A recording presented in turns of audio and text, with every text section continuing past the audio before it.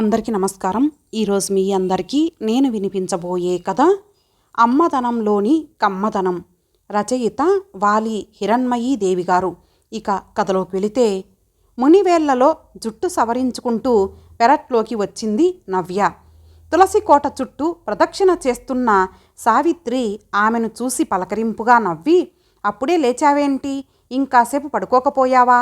ప్రయాణంలో అలసిపోయి ఉంటావు కదమ్మా అంది నవ్వుతూ. సన్నని జల తరంగిణి లాంటి నవ్వు. ఆ చిరునవ్వు చాలు సేద తీరేందుకు. ఈ నవ్వుకే కాబోలు నాన్నగారు అంత రిలాక్స్డ్గా కనపడుతూ ఉంటారు అనుకుంది నవ్య. తొందరగా మొహం కడుక్కొనరా, కాఫీ డికాషన్ తీసి ఉంచాను అంటూ వంటింట్లోకి వెళ్ళింది సావిత్రి. ఇంట్లో పేస్ట్ వాడడమే అలవాటైనా తమ పుట్టింటికి వస్తే మాత్రం నవ్య తన తల్లిదండ్రుల్లాగే వేపపుల్లతో పళ్ళు తోముకుంటుంది. వేపపుల్ల నములుతూ ఓసారి తన దృష్టిని సారించింది. తాటాకులతో నేసిన విశాలమైన ఇల్లు. ఎన్నిసార్లు చెప్పినా ఈ ఇంటిలోని చల్లదనం మరోలా రాదు అంటూ దానిని డాబా ఇల్లుగా మార్చే ప్రయత్నం చేయలేదు ఆమె తండ్రి వెంకటేశ్వరరావు. పెరటి చుట్టూ మేకలన్నీ రాకుండా చుట్టూ కంచె. ఆ కంచె మీద అల్లిబిల్లిగా అల్లుకున్న కాకరపాదు, దొండకాయలు అక్కా చెల్లెల్లా కలసిమెలిసి పోటీ పడుతూ తమ కాయలను ప్రదర్శిస్తున్నాయి. తాటాకు ఇంటి కప్పుపై పాకిన ఆనపపాదు నిండా కాయలు విరగకాస్తున్నాయి. మరో మూల పందిరి మీద బీర పొట్లపాదులు, కంచె చుట్టూ గోతులు తవ్వి పెట్టిన చేమంతి మొక్కలు, కనకాంబరాల మొక్కలు, మరో మూల కరివేపాకు, బొప్పాయి, జామ చెట్లు. ఆ పెరట్లో గడిపితే చాలు మనసు ఉల్లాసభరితంగా ఉంటుంది నవ్యకి. పట్నంలో ఉరుకుల పరుగుల జీవితాలకు అలవాటు పడిన వాళ్ళకి ఈ పెరడు చూస్తే చాలు ప్రాణం లేచొస్తుంది. తనకి అలా పెంచాలని ఉన్నా స్థలం లేదు. ఉన్న కాస్త స్థలంలో పెంచేందుకు టైము, ఓపిక రెండూ లేవు. అందుకే తల్లికున్న ఓపికకి సహనానికి విస్తుపోతూ ఉంటుంది. మొహం కడుక్కొని లోపలికి అడుగు పెట్టేసరికి కాఫీ గుమగుమలు రారమ్మని పిలిచాయి ఆమెని. ఇందా కాఫీ తాగు, మీ వారికి పంచదార తక్కువగా కావాలిగా, అందుకే విడిగా ఆ ఫ్లాస్కులో పోసి ఉంచాను అంటూ కాఫీ గ్లాసు అందించింది సావిత్రి. గ్లాస్ అందుకొని కాఫీ సిప్ చేస్తూ, ఎంతైనా నీ చేతి కాఫీ రుచే వేరమ్మా, ఒక్క గుక్కకే ప్రాణం లేచొస్తుంది అంది నవ్య. ఏది అదే చేత్తో నాకు కాస్త ప్రాణాల్ని ప్రసాదించండి అంటూ వచ్చాడు వెంకటేశ్వరరావు. ఇది వరస, రోజుకిన్నిసార్లు కాఫీ వద్దంటే వినరు కదా అంటూ చిన్న గ్లాసులో కాఫీ అందించింది. ఆడపిల్లలు, ముందుగా మీరు స్నానాలు కానియండి, తర్వాత అన్నయ్యలు చేస్తారు. స్నానం చేసి కొత్త చీర కట్టుకో అంది సావిత్రి నవ్యతో. పిల్లలతో పాటు తాను చిన్నపిల్లవాడై ఆడుతున్న తండ్రిని చూస్తూ మళ్ళీ నాన్న లేచి ఇలా తిరుగుతాడనుకున్నారా తామంతా? ఎంతో శ్రద్ధతో ఓపికతో సేవలు చేసి టైం ప్రకారం మందులు అందిస్తూ అలనాటి సావిత్రిలాగే తన తండ్రి ప్రాణాల్ని నిలబెట్టింది అమ్మ అనుకుంది నవ్య బాత్రూంకెళుతూ. అప్పుడే లేచి వచ్చిన సాయి, ప్రకాష్ల కళ్ళల్లోనూ అదే దృశ్యం కనిపించి వారి మనసుల్లోనూ అదే భావం కదలాడింది. అత్తయ్య గారు, ఆ పప్పు నేను రుబ్బుతాను గాని మీరు లేవండి రోటి దగ్గర నుంచి. అయినా మిక్సీ ఉంచుకొని ఇంత కష్టపడటం దేనికండి అంది రవలి. అమ్మ చేతి పెరుగుబడలకి అంత రుచి ఆ కష్టం వల్లే వస్తుంది కాబోలు. మీ వదిన చేస్తే ఆ రుచి రాదెందుకో అన్నాడు సాయి. నేను రుబ్బే చేశాను కానీ మరెందుకో అలా మెత్తగా నోట్లో వేసుకోగానే కరిగిపోయేలా రావు అంది సాలోచనగా పెద్ద కోడలు రాణి. మా అమ్మ తన ప్రేమనంతా కుమ్మరించి చేస్తుంది, అది అసలు కారణం సింపుల్గా చెప్పాడు ప్రకాష్. బొబ్బట్లు, పులిహోర, పండక్కని స్పెషల్గా చేసిన ఆవడలు, అరిసెలతో భోజనాలు ముగించేసరికి అందరికీ భుక్తాయాసం వచ్చేసింది. అందరూ నడుం వాల్చినా వంటిన్లు సర్దడంలో మునిగింది సావిత్రి. 3:30 అవుతుండగా నవ్య, భవ్య, రవలి లేవండిక, లేచి కొత్త చీరలు కట్టుకోండి, పేరంటాలు వస్తారిక బొమ్మల కొలువుకి అంటూ వాళ్ళని లేపింది సావిత్రి. లేచి తయారవసాగారు. అత్తయ్య గారు, ఒక్క క్షణం ఖాళీగా ఉండరు కదా అంటూ రాణి ఆమె చేతుల్లోని ట్రే అందుకొని అందులో తమలపాకులు, వక్కలు, పండ్లు పేర్చసాగింది. అలసట నిండిన సావిత్రి మొహం చూడగానే జాలేసింది వెంకటేశ్వరరావుకి. సంక్రాంతి పండగ వస్తే చాలు రెక్కలు ముక్కలు చేసుకుంటుంది. పిల్లలంతా వస్తారంటూ 4 రకాల పిండి వంటలు చేస్తుంది. వాళ్ళు వెళ్ళేంతవరకు గిరగిరా తిరుగుతూ పనంతా చేస్తుంది. ఉద్యోగాల రీత్యా తలో చోట ఉంటారు. అందరూ కలుసుకునేది పండగకే. అందుకే పండగ సంబరం అందరూ పొందేలా చేస్తుంది అనుకున్నాడు. అతని మనసు గ్రహించినట్లు చిన్న కూతురు భవ్య, అమ్మ నువ్వు కాసేపు నడుం వాల్చరాదు, పేరంటం పని మేము చూసుకుంటాంగా అంది సావిత్రితో. సంధ్యవేళ పడకెందుకులే, నేను లేచి టీ పెడతాను, అల్లుళ్ళు లేచారు కదా అంటూ వంటింట్లోకి వెళ్ళింది సావిత్రి. బొమ్మల కొలువు పేరంటం అయ్యాక మనవలతో కాసేపు ఆడాక భోజనాల టైము అవుతుందంటూ మళ్ళీ ఆ పనిలో పడిందామే. భోజనాలవి అయ్యాక అందర్నీ ఓ దగ్గర కూర్చోబెట్టి ఓ తెల్లటి బట్టపీలిక నూనెలో ముంచి అందరి మీద నుండి ఎడమ నుండి కుడికి పైనుండి కిందకి 3 సార్లు తిప్పి ఇరుగు దిష్టి పొరుగు దిష్టి ఏ దిష్టి తగలకుండా ఉండాలి, ఆ దేవి మిమ్మల్నందరినీ చల్లగా చూడాలి అంటూ ఆ పీలికను అగ్గిపుల్లతో అంటించింది. అది చిటపటలాడుతూ కాలుతుంటే చూశారా పిల్లలందరికీ ఎంత దిష్టి తగిలిందో అంటూ ఆ నుసిని అవతల పారేసి చేతులు కడుక్కొని వచ్చింది సావిత్రి. ఆమెది మూఢనమ్మకమైన ఆ చర్య వెనుక తమ మీద గల అభిమానం ప్రేమ ప్రస్ఫుటమవడం వారందరికీ అర్థమై మనసులో ఆర్ద్రమయ్యాయి. వెంకటేశ్వరరావు కళ్ళు చెమర్చాయి. 4 రోజులుండి 5వ రోజున ఒక్కొక్కరు ప్రయాణమవుతుంటే ఎప్పుడొచ్చినా 1 వారం రోజులైనా ఉండరు కదా అంటూ బాధపడుతున్న సావిత్రిని చూస్తే అందరికీ బాధ అనిపించినా నిస్సహాయంగా ఎవరి పనుల్లో వారు మునిగిపోయారు. పిల్లలంతా వెళ్ళాక ఇల్లు ఎంత బోసిపోయిందో అంది సావిత్రి. ఆ మాట అనడం ఆరోసారి. ఎంతైనా పిల్లలు తిరిగే ఇల్లే కలకలలాడుతూ ఉంటుంది కదండి అంది గోడకి నీరసంగా చతికిలబడుతూ. అదే ఫీలింగ్తో ఉన్న వెంకటేశ్వరరావు ఆలోచిస్తూ, మనం ఓ క్రష్ ఏర్పాటు చేస్తే ఎలా ఉంటుందోయ్, ఇంటి నిండా పిల్లలుంటారు, పైగా రాబడి కూడా ఉంటుంది, ఆలోచించు అన్నాడు. ఆ ఆలోచనే అనవసరం అంది సావిత్రి. తన ఏ మాటని తిరస్కరించని సావిత్రి అలా అనేసరికి ఆశ్చర్యపోతూ చూశాడతను.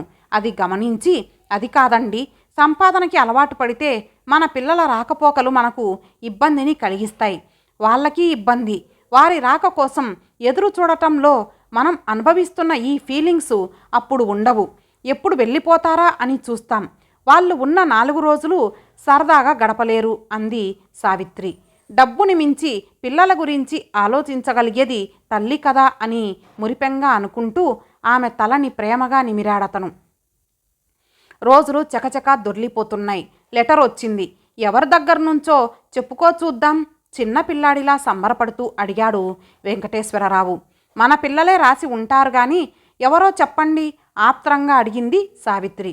పెద్దాడు రాశాడు, ఆనందంగా చెప్పాడు వెంకటేశ్వరరావు.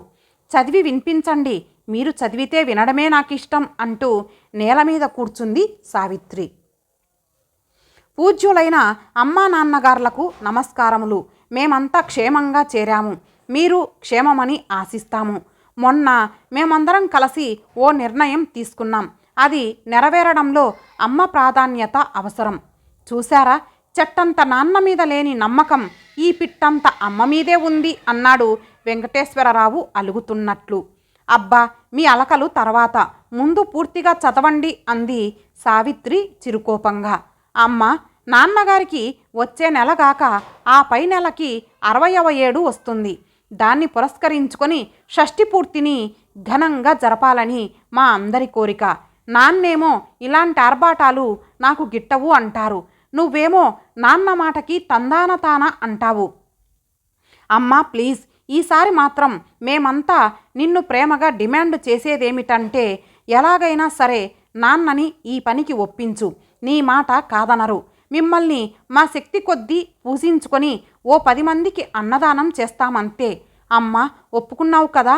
మా మంచి అమ్మ, మీలాంటి తల్లిదండ్రుల్ని పొందినందుకు, ముఖ్యంగా నీలాంటి తల్లి దొరికినందుకు, అమ్మలోని కమ్మదనాన్ని మాకు పరిపూర్ణంగా రుచి చూపించిన మహామనీషివి నువ్వు. మాకు పిల్లలు పుట్టగానే నీ దగ్గర వదిలేసి వాళ్ళ బాధ్యత నీ మీద రుద్దేసి వాళ్ళ ముద్దు ముద్దు మాటలు మాట్లాడే వయసులో ఆ మాటలకు నువ్వు పరవశించే టైంలో వచ్చి వాళ్ళని స్కూల్లో చేర్పించాలంటూ నిర్దాక్షిణ్యంగా వాళ్ళని నీ నుండి లాక్కుపోయినా పెదవి విప్పి నీ బాధను చెప్పుకోలేదు. అయినా నువ్వు ప్రతిసారి మమ్మల్నందరినీ మన్నిస్తూనే ఉన్నావు, క్షమిస్తూనే ఉన్నావు. మా సంతోషాన్నే నీ సంతోషంగా భావించే నువ్వు మా ఈ చిన్న కోరికను తీరుస్తావని ఆశిస్తున్నాం. ఆరోగ్యం జాగ్రత్త. నాన్నగారికి మా అందరి నమస్కారాలు. ఇక ఉంటాను, మీ పెద్దాడు. చదవడం ముగించి పేరుకే నా పేరు రాసే లెటర్ అంతా నీకే కదా అన్నాడాయన. సర్లేండి, ఎవరికి రాసినా అది మనమే కదా అంటూ ప్రకాష్ని ఏమీ అననీయకుండా ఎప్పట్లాగే అడ్డుపడింది సావిత్రి. మరేం రాయమంటావు అడిగాడాయన. మీరు మాత్రం వాళ్ళ మనసు నొప్పించగలరేంటి అంటూ తన అంగీకారాన్ని చెప్పకనే చెప్పిందామె వంటింట్లోకి వెడుతున్న ఆమె వంకే చూస్తూ గతంలోకి జారిపోయాడు వెంకటేశ్వరరావు. యాక్సిడెంట్ అయి రోడ్డు మీద పడి ఉన్న నన్ను ఆ అమ్మాయే రక్షించకపోతే ఇప్పుడిలా మీతో మాట్లాడగలిగేవాడినే కాదు. ఆ అమ్మాయిలో నాకు ఆ భూదేవే కనిపించింది. తను నన్ను, నా పిల్లల్ని అభిమానించగలదు అన్న నమ్మకం కుదిరాకనే పెళ్లి ప్రపోజల్ తెచ్చి ఒప్పించాను అన్నాడు వెంకటేశ్వరరావు. లలిత పోయిన దగ్గర నుండి రెండో పెళ్లి చేసుకోమని వెంకటేశ్వరరావుకి చెప్పిన వాళ్లే అతడు సావిత్రిని ఇష్టపడి పెళ్లాడే వరకు రావటాన్ని హర్షించలేకపోతున్నారు. అక్కడికి వెంకటేశ్వరరావు బాబాయి పరందామయ్య అతనిని పిలిచి మెల్లగా, అది కాదురా, ఏ విడోనో భర్త వదిలేసిన ఆడదాన్నో పెళ్లి చేసుకుంటే ఆమె జీవితాంతం నీ కాళ్ళ దగ్గర పడుంటుంది. ఈ పిల్లక పట్టుమని 30 ఏళ్ళు ఉన్నట్లు కూడా కనిపించడం లేదు. పిల్లలా చిన్నవాళ్ళు, వాళ్ళని చూసుకోగలదో లేదో. పైగా తన కడుపున ఓ కాయ కాస్తే వీళ్ళని నిర్లక్ష్యం చేయదన్న గ్యారెంటీ ఏమిటి? నా మాట విని మా బావమరిది కూతుర్ని పెళ్లి చేసుకో అంటూ హితబోధ చేశాడు. కానీ ఎవరేం చెప్పినా వినకుండా వెంకటేశ్వరరావు సావిత్రి మెల్లో 3 ముళ్ళు వేశాడు. అతని నమ్మకాన్ని వమ్ము చేయకుండా పిల్లల్ని తన సొంత పిల్లలుగానే భావించిన సావిత్రి ముందుగా వాళ్ళకి తనని అమ్మ అని పిలవడమే అలవాటు చేసింది. వయసులో తాను ఉన్నప్పటికీ లేని పెద్దరికాన్ని తెచ్చిపెట్టుకొని ఇటు భర్తని అటు పిల్లల్ని లాలనగా చేరదీసింది. ఎవరూ వేలెత్తి చూపించే అవసరాన్ని కలగనీయకుండా అతి జాగ్రత్తగా మెలిగింది. పిల్లలంతా సంపూర్తిగా సావిత్రి మీదే ఆధారపడిపోయారు. ఏదన్నా వారి మధ్య గొడవలు తేవదిద్దామని వచ్చే కొందరి ప్రబుద్ధులకు కూడా అలాంటి అవకాశం ఇవ్వకుండా జాగ్రత్త పడింది సావిత్రి. ఈ విధంగా మెలగవలసి రావడంతో సావిత్రి ఎన్నోసార్లు తన మనస్సుని కష్టపెట్టుకోవలసి వచ్చింది. మరెన్నో నిందల్ని, నిష్ఠూరాలని భరించవలసి వచ్చింది. అమ్మ, నీకో బాబు పుడతాడటగా, అప్పుడు నువ్వు ఇప్పటిలా ప్రేమగా చూడవట కదా, మా ఫ్రెండ్ వాళ్ళమ్మ చెప్పింది. నిజమేనా అమ్మ అంటూ ప్రకాష్ వచ్చి బేలగా అడుగుతుంటే సావిత్రి కళ్ళనీళ్ల పర్యంతమైపోయింది. అమ్మ, నీ పిల్లలం మేమే కదా, మరి ఎదురింటి ఆంటీ నువ్వు మాకు సవతి తల్లివని, మనకింకో చెల్లాయో తమ్ముడో పుడితే నువ్వు మమ్మల్ని వాళ్ళతో ఆడుకోనివ్వవని చెబుతోందేమిటి? అసలు సవతి తల్లి అంటే ఏంటమ్మా? అమాయకంగా అడిగింది నవ్య. నవ్య, భవ్యలు చిన్నపిల్లలు అవడంతో వారికి తను సొంత తల్లిననే నమ్మకం. ఆ రాత్రే వెంకటేశ్వరరావుతో చెప్పింది. ఏమండి, నేనొక నిర్ణయానికి వచ్చాను. 2 రోజులు మా ఊరు వెళ్ళి వస్తాను అంటూ వెళ్ళింది. ఆమె తన పిల్లల కోసం, లోకం నోరు మూయించడం కోసం గర్భస్రావం చేయించుకోవడమే కాకుండా ఇక ఎప్పటికీ తల్లి కాకుండా ఆపరేషన్ చేయించుకొని వచ్చిందని తెలిసిన రోజు వెంకటేశ్వరరావు కదిలిపోయాడు. ఆనందోద్వేగాలతో సావిత్రిని పట్టుకొని పొగలి పొగలి ఏడ్చాడు. అలా లోకం తన వైపు వేలెత్తి చూపించే అవకాశం లేకుండా చేసింది. కన్నతల్లి అయినా ఎప్పుడైనా పిల్లల్ని విసుక్కోవడం, కొట్టడం చేస్తుంది. కానీ సావిత్రి వాళ్ళని గట్టిగా ఒక్క మాటన్నా అనకుండా కేవలం కంటి చూపుతో గదమాయించేది. పిల్లల చదువు విషయంలోనైతేనేం, పిల్లల పెళ్ళిళ్ళ విషయంలోనైతేనేం ఎలాంటి ఒత్తిడి లేకుండా అన్ని పనులు సవ్యంగా జరిపించింది. ఏవండి, వాడికి ఉత్తరం రాయమంటే అలా ఆలోచనలో పడ్డారు, పోనీ ఫోన్ చేసి చెప్పేయండి అంటున్న సావిత్రి మాటలతో ఈ లోకంలోకి వచ్చాడాయన. మీ పిల్లలు ఎంత బాగా షష్ఠిపూర్తి జరిపించారు, అంతమందికి అన్నదానం చేయడం అంటే మాటలా? ఏమైనా రత్నాల్లాంటి పిల్లలు అని అంతా మెచ్చుకుంటూ ఉంటే గర్వంతో ఉప్పొంగిపోయాడు వెంకటేశ్వరరావు. ఆయన ఆనందంలో పాలు పంచుకుంది సావిత్రి.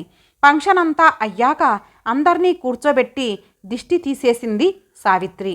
అది ఉట్టి చాదస్తమని తెలిసినా ఆ పనికి ఎవరూ అడ్డుపడరు. అది వారికి ఆమెపై గల అభిమానం. చేతులు తుడుచుకుంటూ వస్తున్న సావిత్రి దగ్గరకు వెళ్ళి, అమ్మా, ఇది అక్క నేను కలిసి చేయించాం అంటూ ఓ చంద్రహారాన్ని ఆమె మెల్లో వేశారు. సావిత్రి కళ్ళు చెమర్చాయి. నేనెప్పుడూ ఈ నగలు కోరుకోలేదమ్మా. నేను కోరుకున్న ప్రేమానురాగాలు నాకు పరిపూర్ణంగా దక్కాయి అంది సావిత్రి. అమ్మా, నాకో డౌటు. చిన్నిదాన్ని కదా, తప్పు పట్టకుండా నా సందేహాన్ని తీర్చవు అడిగింది భవ్య ఆమె ఒళ్ళో పడుకుంటూ. చెప్పు ఏంటో అంది నవ్య జుట్టు సవరిస్తూ.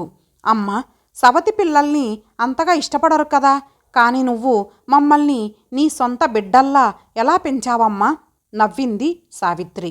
ప్రేమించు, ప్రేమను పంచు అనే సూత్రంతో సర్వలోక జనులను ఆప్త బంధువులుగా చేసుకున్న మదర్ తెరీసాను స్ఫూర్తిగా తీసుకున్నాను. అది నాకు ద్విగుణీకృతమై దొరికింది అంది తృప్తి నిండిన కళ్ళతో సావిత్రి. ఇంతటితో ఈ కథ సమాప్తం. మరలా మరొక మంచి కథతో కలుద్దాం. అంతవరకు సెలవు. నమస్తే.